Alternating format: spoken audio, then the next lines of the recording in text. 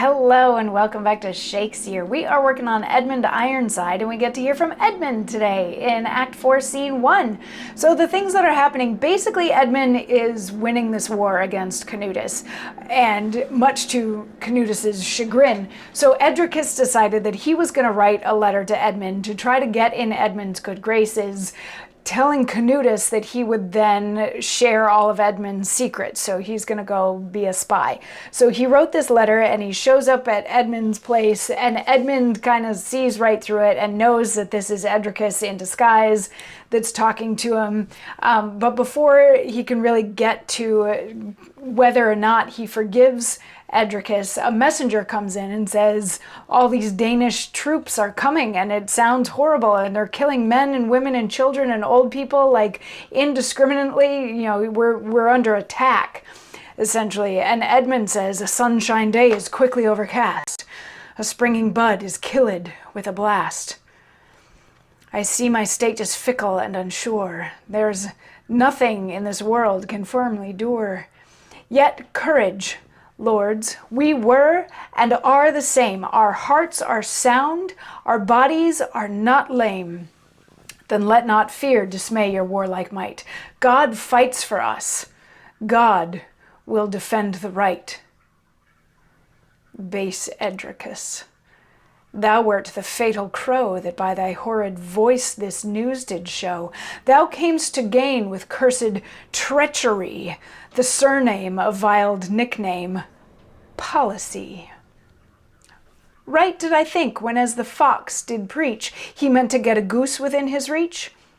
Right did I guess when with thy oily speech thou didst my pardon and my grace beseech, some mischief was abroach.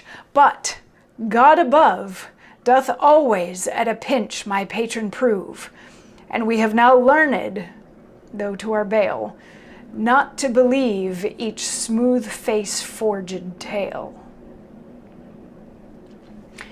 So this is kind of interesting. We're getting to see, so far we've really only seen Edmund be really kind to all of his troops around him. But in this monologue with the approach of the Danish army, he's like, okay, things are now looking bad. They're not looking great for us, but everybody buck up. We have God on our side. We are the right. We're still the same fighters that we were before, so this will be good.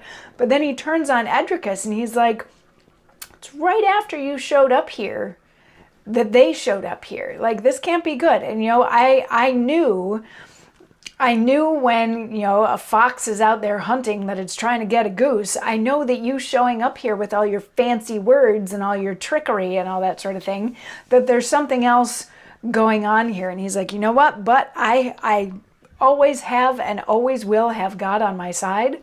So now we've learned not to believe people like you. And Edricus is like, no, wait. I showed up here to tell you all of Canutus's secrets. So now he's trying to be like the double agent, but going in the opposite direction. So does that make him like a triple agent, a super secret spy? I'm not sure how many degrees of that, but he's now told Canutus that he's going to inform on Edmund to him, and he's also told Edmund that he's going to inform on Canutus to him. So Edricus is living up to that monologue that he had at the beginning of the play, where he's like, I'm going to do whatever I have to do to be on the winning side. At this point, he's just sort of scraping for something so that hopefully he won't get killed right now by Edmund in this very moment. And he's like, you know, Edmund, let me just talk to you for a second. And he pulls him over here, and they talk secretly, and then I believe it's Alfric like pulls him back and is like, who says that you have the right to talk to our king? And Alfric and Aelwind are both like, you know, your majesty, why are you listening to him? He's a traitor and we need to get him out of here and we can't trust him and all these sorts of things. And Edmund is going to have a retort to their saying we need to get rid of Edricus. He's going to have a retort to that in tomorrow's monologue. So I'll see you then. Mwah.